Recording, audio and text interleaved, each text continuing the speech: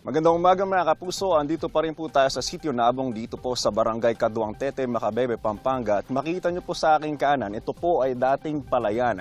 Ito pong aking mismong kinakatuyuan mga kapuso, ito po yung mismong daanan ng mga residente dito, palabas at papasok ng kanilang mga tirahan. Halos nagdugtong na po ang tubig baha at patuloy nga po ang pagangat niyan, sabi ng mga residente. Kaugnay mga kapuso, ay naasahan po ang unting-unting paghina ng bagyong Maymay habang tinatawid po nito ang northern pati na rin po ang Central Luzon.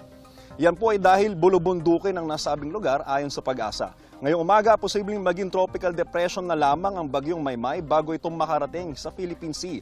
Inaasang hihina pa yan hanggang umanib sa mas malakas sa bagyo na nasa labas ng Philippine Air Responsibility. Ito po yung tinatawag nating Typhoon Dolphin. Sa ngayon, namataan ng bagyo sa bahagi ng San Juan, Ilocos Sur. May lakas po yan na aabot sa 65 km per hour malapit sa gitna.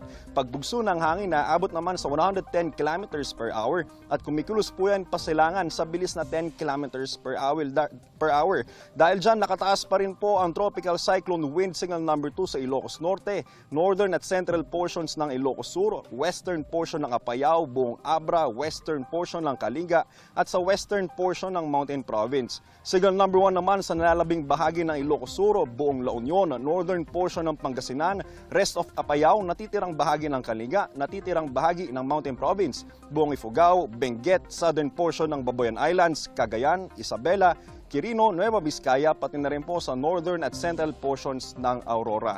Nasa northeastern boundary naman ng PAR ang Typhoon Dolphin. Layong 1,450 kilometers east-northeast po yan ng extreme northern Luzon. Ito po may kalakasan mga kapuso. Aabot po yan ng 150 kilometers per hour malapit sa sentro.